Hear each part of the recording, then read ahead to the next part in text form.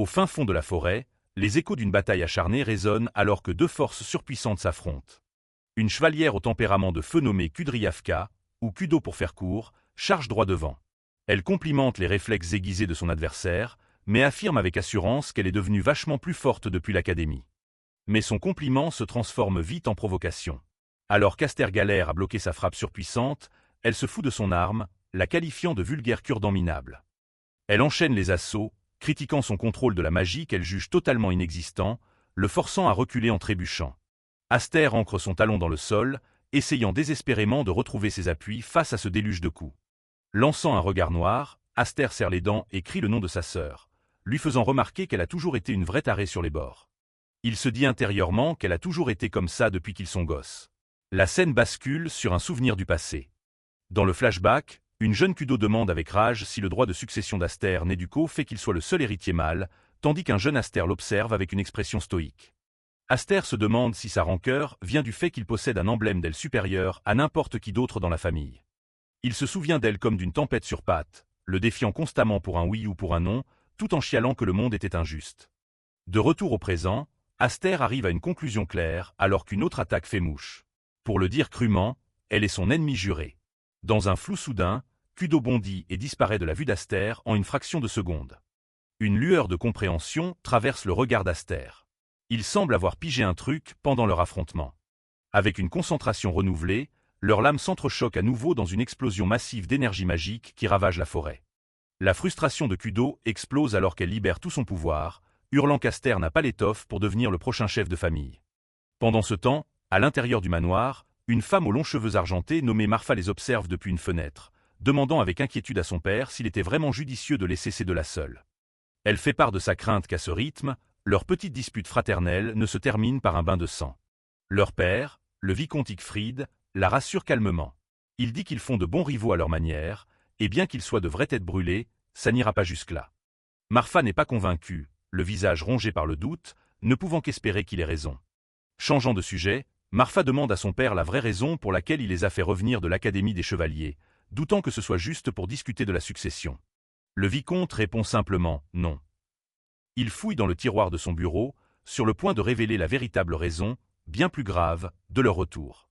Les yeux de Marfa s'écarquillent sous le choc lorsqu'elle voit ce que son père a posé sur la table. Il dévoile une lettre marquée d'un sceau officiel, expliquant qu'il s'agit d'une convocation de la famille principale elle-même. Une aura sombre et menaçante entoure l'image de figures tapies dans l'ombre, alors que le vicomte explique que les doyens qui dirigent le noyau de la famille principale veulent voir la tronche de leur petit-fils. Ce n'est pas une simple requête, c'est un ordre direct exigeant qu'Aster se présente devant eux. Marfa détourne le regard, portant la main à sa bouche, comprenant parfaitement la gravité de la situation. C'est un rebondissement majeur. L'expression du vicomte Igfrid s'assombrit alors qu'il envisage les issues possibles. Il admet que dans le pire des scénarios, il pourrait perdre Aster. Ces mots planent lourdement dans l'air alors que la scène retourne au duel furieux qui fait rage dehors. Aster, qui n'est pas du tout au courant de cette convocation, gueule qu'il a déjà refusé de parler de la succession et que le vicomte l'a bien entendu. Mais Kudo rétorque que le chef de la famille principale trouve son refus carrément inacceptable, sous-entendant qu'il n'a pas son mot à dire. Elle abat sa lame avec une force de malade. Aster galère apparaît, grognant sous le poids monumental de son attaque. Pour lui, c'est comme faire face à un troll maniant un maillet géant. Sa puissance physique est tout simplement monstrueuse. Ses mains tremblent et son épée brille d'une énergie rouge instable alors qu'il lutte pour garder le contrôle. Il est repoussé, parvenant tout juste à se défendre contre son assaut impitoyable. Désespéré, Aster tente d'en placer une, lui disant d'arrêter ses conneries et de l'écouter 2 secondes. Mais Kudo lui coupe la chique avec un regard glacial, l'accusant de vouloir fuir le combat comme un lâche. Avant qu'il ne puisse répliquer, elle balance une autre vague d'énergie dévastatrice qui l'envoie valser. Aster est projeté en arrière, crachant du sang. Il n'en revient pas de sa force de brute. Kudo commence à lui faire la morale, plantant violemment son épée dans le sol. Elle déclare que ne savoir que balancer une épée fait de lui un guerrier de pacotille. Elle poursuit son sermon, affirmant que ceux qui ne maîtrisent que la magie ne sont que des combattants de seconde zone. Kudo se tient avec assurance, concluant que ce n'est que lorsqu'un guerrier maîtrise à la fois l'épée et la magie qu'il peut enfin être considéré comme l'élite. Elle repose son épée massive sur son épaule et lâche un soupir, disant à Aster qu'il a des soies graves. Pendant qu'elle parle, la narration explique le système de pouvoir. La différence d'emblème d'elle est directement liée à la quantité de mana qu'une personne peut encaisser. On dit qu'une différence d'une seule aile équivaut à un écart de puissance globale multiplié par 3. Kudo pose les faits sur la table.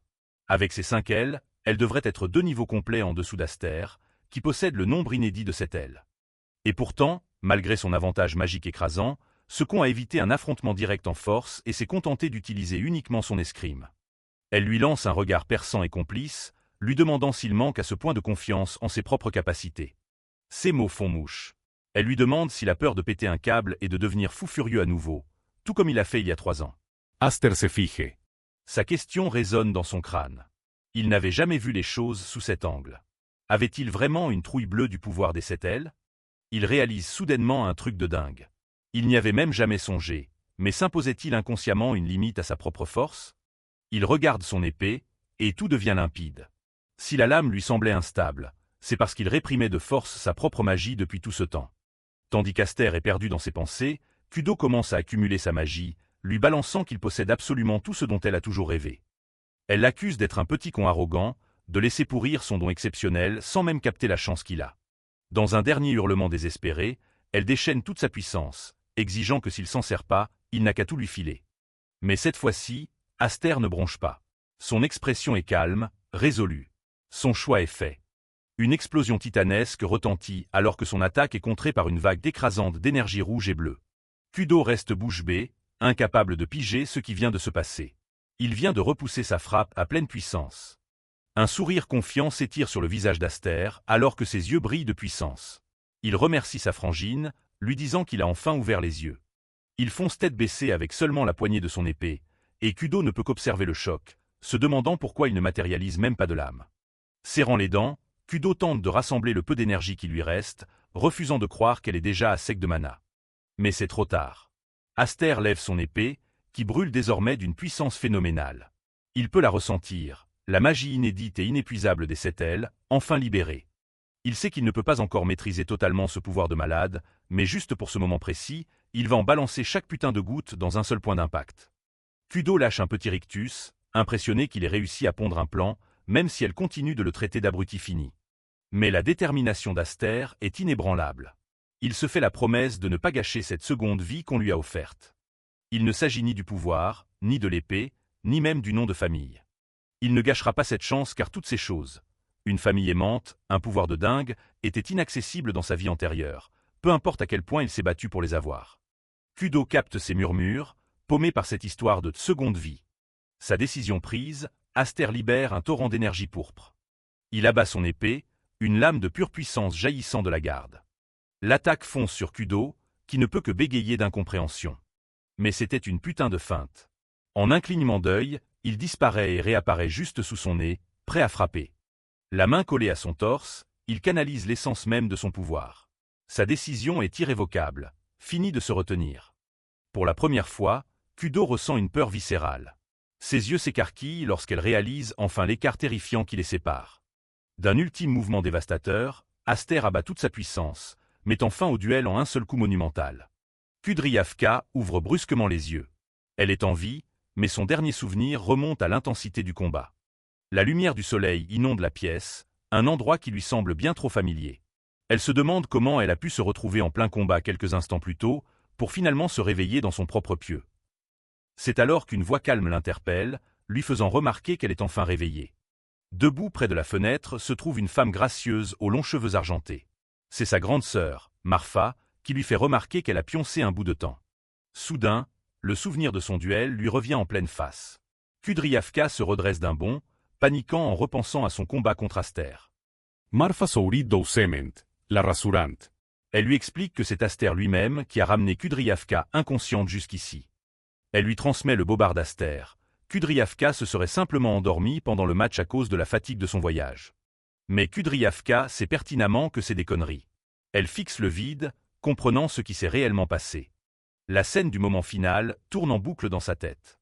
Elle était sûre, absolument certaine, qu'Aster allait la charcuter. Mais juste avant l'impact, il avait habilement dissipé la lame d'énergie magique, neutralisant complètement l'attaque. Seuls les faibles résidus de cette puissance avaient traversé son corps, la mettant KO. Elle percute qu'il n'y avait aucune chance qu'Aster essaie sérieusement de buter sa propre frangine. Et pourtant, le souvenir de sa gueule à cet instant précis lui donne des frissons dans le dos. Elle se souvient de la lueur dans ses yeux, de la pression étouffante. L'espace d'une fraction de seconde, elle a vraiment cru qu'elle allait y passer. Un petit sourire se dessine sur ses lèvres. Il est beaucoup plus petit qu'elle, mais c'est vraiment un petit frère vachement chiant. Son visage se durcit de détermination. Elle attrape son épée, exigeant de savoir si Aster allait essayer de lui refaire le coup. Maniant son énorme lame, elle déclare qu'elle refuse catégoriquement d'accepter l'issue de leur affrontement. Elle veut une putain de revanche. Cette fois, elle compte bien se donner à fond dès le début. Mais Marfa la coupe calmement, l'informant qu'Aster s'est déjà barré. Kudryavka se fige, complètement prise de court par la nouvelle. Marfa explique qu'une convocation de la famille principale est arrivée pour Aster, et qu'il vient de filer avec leur père. Voyant la confusion de sa sœur, elle demande « Hein? T'étais pas au courant ?» Cette question posée si calmement confirme ses pires craintes. Le visage de Kudryavka blêmit alors que la réalité lui pète à la gueule. Ils sont partis sans elle. La panique s'empare d'elle lorsqu'elle pige ce qui se trame. Elle hurle que personne ne lui avait rien dit de ces conneries. Pendant ce temps, une calèche arpente déjà les rues pavées, emmenant Aster et son père loin du domaine. À l'intérieur, Aster regarde par la fenêtre avec une expression silencieuse et indéchiffrable, contemplant le voyage qui l'attend. Son père, le vicomte Igfrid, commence à lui expliquer la gravité de la situation. Les types qu'il s'apprête à rencontrer sont les doyens de la maison elle-même, un groupe ultra-puissant qui tire les ficelles dans l'ombre. Ce sont les anciens chefs de la famille principale et des branches secondaires, qui conservent une influence colossale malgré leur retraite. On les appelle les « seigneurs de l'ombre ». Le vicomte lâche un soupir, rongé par l'inquiétude. Ces vieillards n'en ont jamais eu rien à foutre d'Aster depuis son adoption, alors pourquoi le convoquer précisément maintenant? Aster répond calmement, le regard perçant. Il est persuadé que c'est à cause de l'incident au festival de la danse de l'épée. Il poursuit, racontant ce qu'il sait d'eux. Ces vieux débris d'elles-mêmes chérissent un truc par-dessus tout, la réputation de la famille. Bien plus que le fric, l'honneur ou même leur propre peau. Et le châtiment pour quiconque salit cette réputation est apparemment atroce. La rumeur dit qu'ils sont jetés dans une cage et donnés en pâture à des bêtes monstrueuses. Le vicomte Igfrid se tourne vers lui, alarmé, lui demandant où diable il a entendu une rumeur aussi glauque. Aster se contente de sourire avec nonchalance, balançant une réponse évasive avant de déclarer qu'il est fin prêt pour l'exécution ou l'exil. Sa façon désinvolte d'accepter son sort éventuel a de quoi foutre les jetons. L'inquiétude du vicomte ne fait que grandir. Il remet en question la décision d'Aster de voyager sans escorte, soulignant l'immense danger dans lequel il s'embarque. Mais Aster balaie ça d'un revers de main, disant que c'est pas grave. Il révèle qu'à l'origine, il avait de toute façon prévu de mettre les voiles juste au moment où ses sœurs débarqueraient. Il explique qu'il valait mieux pour Kudo que lui, le mec qu'elle déteste, soit pas dans les pattes, pour lui permettre de se détendre et de déployer ses ailes. Le vicomte ne peut qu'observer son fils avec une expression partagée. Regardant son épée, Aster ajoute que son duel avec Kudo est en fait une bénédiction déguisée. Grâce à elle, il commence enfin à piger comment manier cette lame mystérieuse, Gram. Il sent désormais qu'il peut puiser dans le pouvoir des 7 ailes bien plus qu'avant. Fort de cette nouvelle confiance, il formule une requête choquante à son père. S'il devait arriver quoi que ce soit, qu'on n'essaie surtout pas de le sauver. Aster déclare qu'il est prêt à s'en sortir tout seul. Son père ne peut que le fixer, estomaqué par la détermination macabre de son fils. Soudain, le vicomte perd son sang-froid.